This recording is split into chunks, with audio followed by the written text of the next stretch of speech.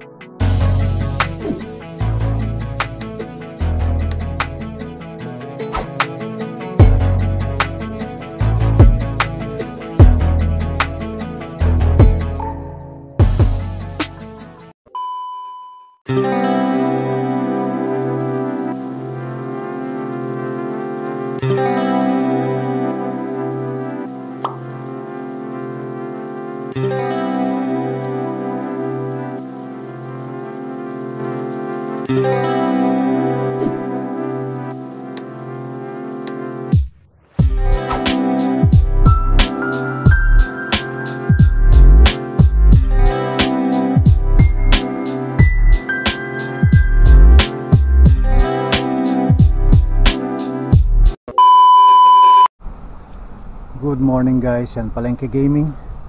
Day 1 ang day off natin. Pero hindi tayo makakalayo-layo. Palengke lang tayo at bukas bibili ako ng rug tsaka medical bukas. Alright, si Crescent muna gamitin natin. Palengke Gaming, let's go.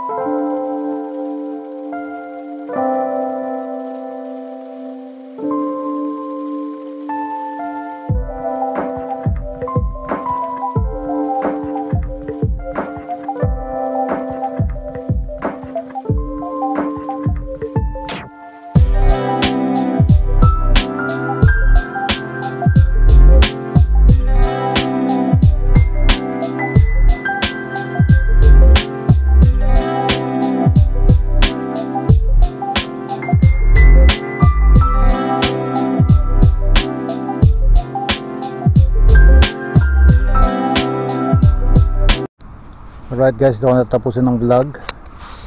Yan, kita-kits tayo ulit bukas. Medical, tapos kung paano natin sasakay yung rod dito sa likod.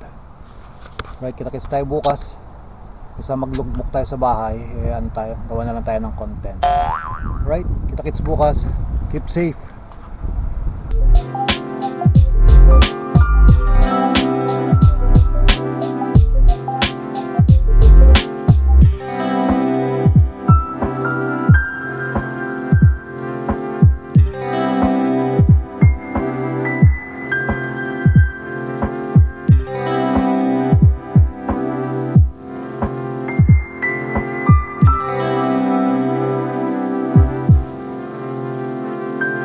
Next day.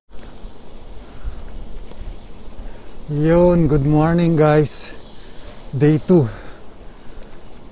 Ito na ulit tayo sa bike lane. Ito yung papunta sa work. Yan, punta muna ako sa medical center, health center, para sa check-up. Malamig ang panahon ngayon. Dito na yung workplace namin dito, right side. Naka-gloves pa rin tayo. Medyo maginaw. Yan. Pakuha lang ako ng dugo. Tapos mamaya yung problema natin kung paano natin iuwi yung rug, sasakay natin dito sa Palengke Bike. Kaya Palengke Bike muna tayo. At mas mas nagagamit to. Kasi ito yung workplace ko. Ito na sa right side. Pero tayo, diretso tayo. Mas nagagamit to kasi may kargahan siya ng pannier bag sa likod. Tsaka may bike rack kasi to, kaya dito natin kakarga. Ipakita ko sa inyo mamaya kung paano ko uuwi yung rug na bibili natin kasi mura na yun. Kailangan natin yan for winter. Dito na ako, medyo maaga-aga pa. Mas maganda na tayo maghintay. At tatanggalin ko pa tong mga pang vlog natin. accessories. Ano, ang chesty natin, naka-chesty. Alright, dito na ako. Malapit lang. Dito na ako maghintay. Medyo ahon-ahon pala to. Alright, kita-kits tayo later guys.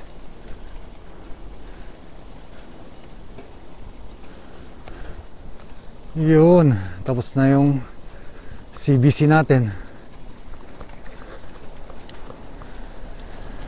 Ang daming kinuha, 4 na vial yata yun, grabe. Para akong nag-donate ng blood. And sana hindi ako mahilo, nagbabike. Habang naghihintay, dahil 11 pa naman yung 11 pa mag-open yung Kirpis or yung wagwagan. Punta muna ako sa Lidl at bili muna tayo ng ano natin mamaya, pampatulog mamaya, no? Pero hindi tayo masyado ano ngayon dahil may pasok na bukas. Kahapon sana, kaso may medical tayo ngayon, kaya next time.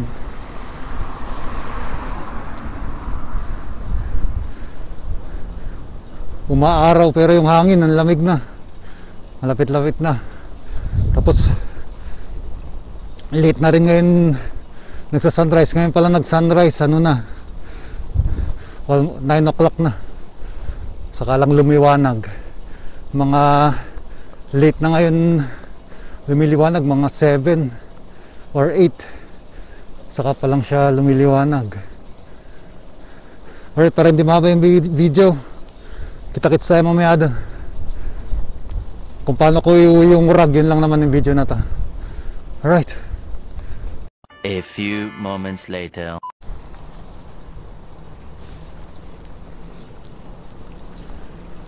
Yun. Tapos na tayo dito sa Lidl. Saka ako nabalikan yung rag. At ano, mabigat na yung dala ko. Bumili ako ng pizza tsaka soft drinks. Balikan na lang natin yung rag, yun lang dapat ang bibili natin. Balikan ko na lang next time. Uwi na rin ako, dito ko natapusin ng vlog. I-vlog na lang natin yun sa next. Tagal pa kasi, maaga tayo natapos. 9 o'clock tayo natapos Oh.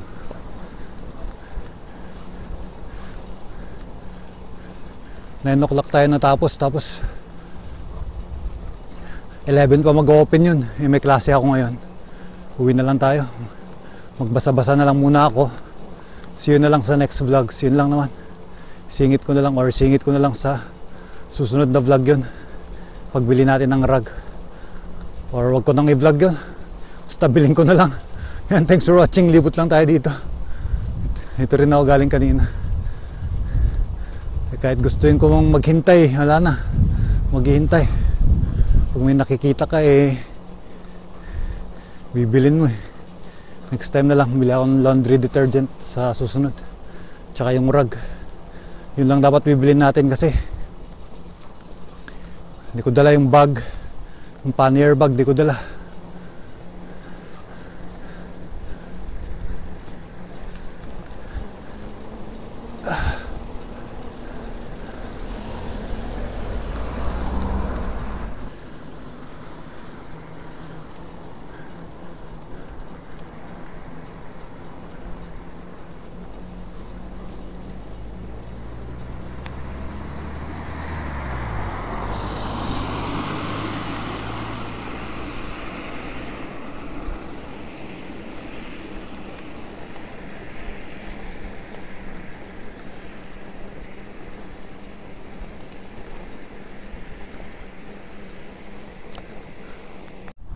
Ayun na nga, sa hindi inaasang pangyayari, flat pa tayo. Oh no!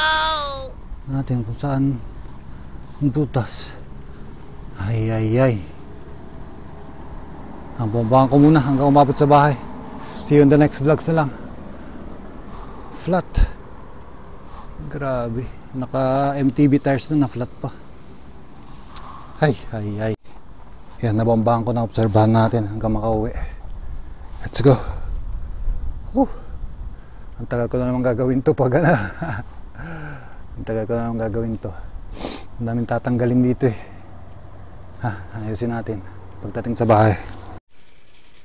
Ayan, tapos na. Obserbahan na lang natin hanggang bukas kung ma-flat pa. Ayan, manipis yata kasi yung interior nitong likod. Hindi ko naman matanggal ng buo ito kasi may mga nakakabit pa na ngayon to.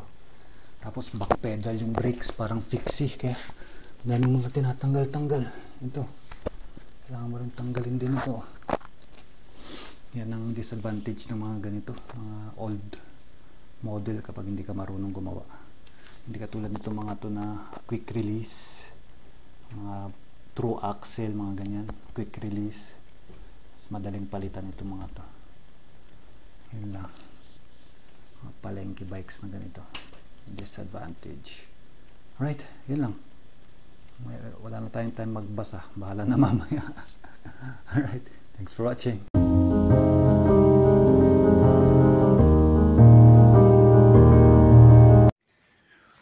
Yan, update tayo. Interior nga, ayan. Interior nga ang problema. So nagpalit ako na interior na talagang tama sa size niya. 26 by 1.75 to 2.125. Kasi ito manipis. Ito yung dating interior nung lumang gulong natin. So yan, yan ang update natin. Baklas ko ito para lumusot yung interior. Hindi ko na kailangan tanggalin yung. Yun ang pangit dito sa mga European bikes kasi back pedal yan. Tatanggalin mo pa itong pagkakabitan itong back pedal na parang brakes niya, parang fixie. Yan ang problema. Tapos ito, yan, buti nagawa natin ang paraan. Ngayon kakabit ko na para ma-pick up natin yung sa co-market. Alright, let's go. Thanks for watching.